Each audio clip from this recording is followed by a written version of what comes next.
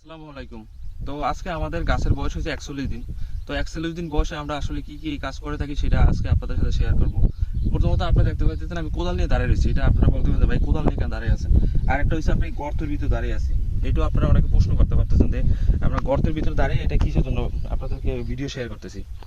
Main বিষয় হচ্ছে যে আপনারা জানেন যে তরমুজ একটি পানি জাতীয় ফল, ঠিক আছে। আপনার এই তরমুজ গাছে অতিরিক্ত পানি দেওয়া লাগে। সেটা হচ্ছে একটা নির্দিষ্ট সময় আসার পর যখন আপনার ফল আসবে তখন আপনাদের তরমুজ গাছে গোড়ায় পানি দেওয়া লাগবে। তো সেই ক্ষেত্রে আমাদের অলরেডি আল্লাহর রহমতে গাছে ফল লাগা শুরু করছে এবং ফল আসতেছে, কিছু ফল লাগছে। তো আমাদের কিছুদিনের ভিতরেই আপনার তরমুজ গাছে পানির ব্যবস্থা করা লাগবে। আর একটা বিষয় হচ্ছে কি, আপনি যখন তরমুজ গাছে পানি দিবেন, আপনার তরমুজ গাছে যদি এই গোড়ায় যদি পানি থাকে, এই যে তরমুজ গাছে যেমন এই একটা গাছ, ঠিক আছে, এই গাছের গোড়ায় যদি আপনার পানি থাকে তাহলে আপনার এই গোড়া নষ্ট হয়ে যাবে। পানি যদি কন্টিনিউ থাকে সেই ক্ষেত্রে আমরা কি করি, আপনার এই রকমের গর্ত বানাই, ঠিক আছে। এই রকমের গর্ত বানায় তারপরে আপনার এই যে আমাদের এইটা হচ্ছে একটা মেইন ড্রেন। এই যে মেইন ড্রেনের কাজ ওই পাশে করতেছে ওই লোকেরা এই যে মেইন ড্রেনের কাজ করতেছে, এটা হচ্ছে মেইন ড্রেন। মানে এটা আমাদের ওই পাশে নদী থেকে এই ড্রেন দিয়ে আপনার পানিগুলো আমাদের এই যে জমি আছে, এই যে আশপাশে যত জমি আছে এগুলোর ভিতরে আসবে, ঠিক আছে। আসার পর আপনার ওই মেইন ড্রেন থেকে আমাদের আবার এই জমির ভিতরে আপনার পানিগুলো যাবে। এই যে এই রাস্তা রাখছি, এই রাস্তা দিয়ে এগুলো দিয়ে আবার গর্ত করা লাগবে, ড্রেন করা লাগবে, চিকন ড্রেন। এই গর্তের ভিতরে পানিগুলো এসে কি জমা হবে। যখন আমাদের পানিগুলো এসে জমা হবে তারপরে এই পানিগুলোই আমরা বালতির সাহায্যে এই গাছে গোড়ায় করে দেব, যাতে করে আমাদের এই জমি ভিজে না যায়, ঠিক আছে। এই জমি যদি ভিজে যায় তাহলে আপনার গাছের শিকড় নষ্ট হয়ে যাবে, গাছের শিকড় পচে যাবে, আপনার ফলের সমস্যা হবে। আপনার তরমুজের গাছ রাখা মানে ক্ষেত রাখা লাগবে সবসময় শুকনা, কিন্তু যখন ফল আসে তখন আপনাদের তরমুজের গোড়ায় মানে গাছের গোড়ায় আপনার পানির ব্যবস্থা করা লাগবে।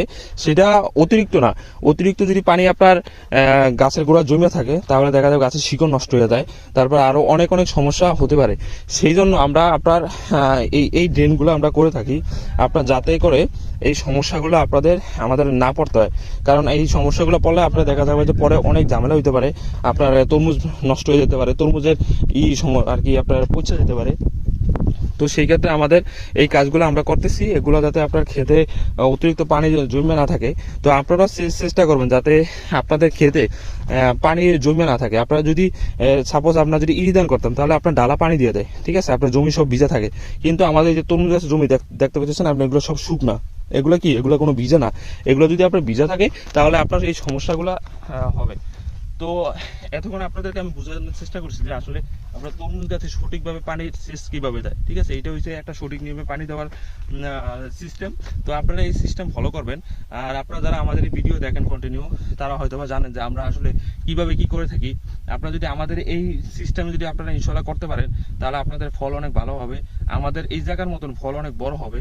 আমাদের এই জায়গায় ধরেন একটা তরমুজ আপনার 12 কেজি 15 কেজি হয়ে থাকে। তো আরেকটা বিষয় আপনাদের জানিয়ে রাখি, আমাদের এই যে তরমুজ গাছে অলরেডি করা হিসাব আছে, ওই পাশে কিছু ক্ষেত আছে আপনার তরমুজ বড় হয়ে গেছে, আর অল্প কয়েকদিনের ভিতরে আমাদের এই তরমুজ বিক্রির উপযুক্ত সময় চলে আসবে। তো আপনার যারা এই জায়গা থেকে পাইকারি মূল্যে তরমুজ নিয়ে আপনার এলাকায় খুচরা বাজার বিক্রি করতে চান, আপনার ধরেন যদি আড়ত থাকে তা আড়তে বিক্রি করতে চান, তো আমাদের এই জায়গায় নিয়ে ইজিলি আপনার তরমুজ নিয়ে ব্যবসা করতে পারবেন, কোনো সমস্যা নাই। আমাদের ডিসক্রিপশনে নাম্বার দেওয়া আছে, আমাদের সাথে যোগাযোগ করে আমাদের এই ঠিকানা চলে আসতে পারেন। আমাদের এই জায়গায় একটা প্রজেক্ট আছে, নাদিরপুরে একটা আরো অনেক বড় প্রজেক্ট আছে, অলমোস্ট 300 গাড়ির প্রজেক্ট। আপনারা যত ইচ্ছে এই জায়গা দিয়ে তরমুজ দিয়ে ব্যবসা করতে পারবেন, কোনো সমস্যা নাই, ঠিক আছে। আর যদি আমাদের এই ভিডিওগুলো ভালো লাগে লাইক এবং শেয়ার করতে পারেন, আর আমাদের চ্যানেলগুলো সাবস্ক্রাইব করে রাখবেন যাতে আমাদের ভিডিও চাইলে আপনার কাছে আগে যায় বুঝতে পারে। সবাই ভালো থাকবেন, আসসালামু আলাইকুম।